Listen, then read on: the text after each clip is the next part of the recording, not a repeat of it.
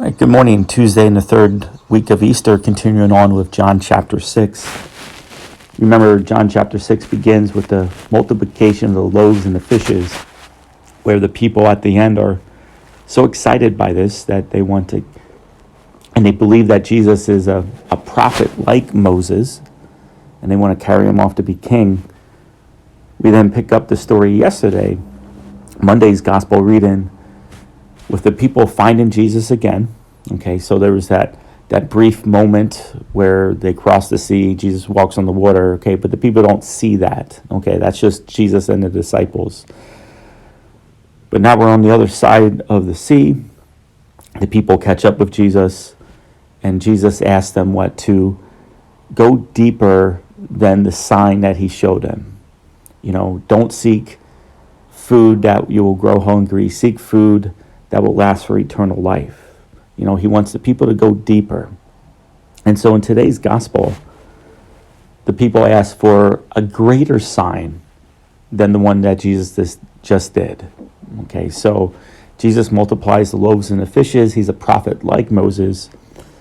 But in yesterday's gospel, Jesus kind of gives the impression that he's greater than Moses. And so the people are saying, well, okay, well, Moses gave us manna in the desert. He gave them bread from heaven to eat. That's what they say.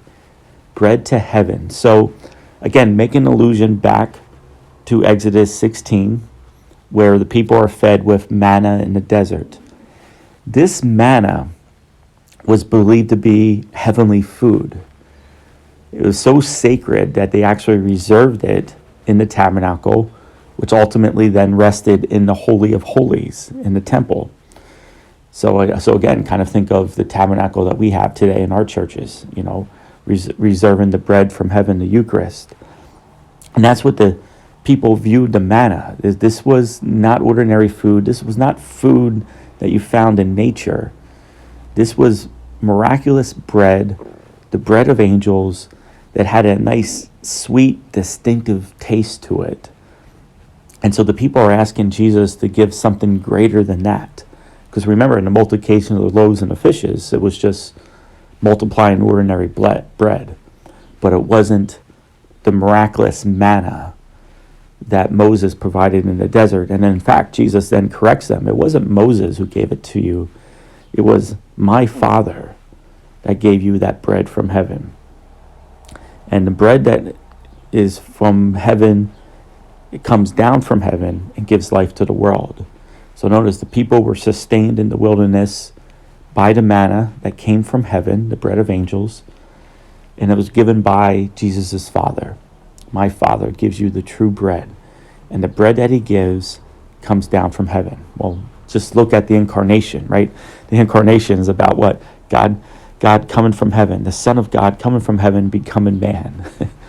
And that's going to lead into tomorrow's gospel reading, where Jesus is going to identify this new bread from heaven with himself. But that'll be more for tomorrow. And so at the end, they say, well, sir, give us this bread always. So the people want this bread. Good for them. Okay. And then Jesus says, I am the bread of life. Whoever comes to me will never hunger, and whoever believes in me will never thirst. All right, so Jesus setting up the discourse for tomorrow's gospel reading, you know, that he's the bread of heaven, and communion with him is what quenches that great desire of our souls that I talked about yesterday. You know, that the people came to follow Jesus because at first they just want more bread, more regular bread. And Jesus is saying, well, search for something greater. You know, and the people are saying, well, okay, well, give us the manna in the desert, just like in the time of Moses. Give us that sweet bread from the angels. And now Jesus is now setting it up as himself. He is this bread. And we're going to see tomorrow, the people are going to be absolutely dumbfounded by this response. So tomorrow we'll examine their reaction and Jesus' continual teaching of himself as the bread of life. May God bless you.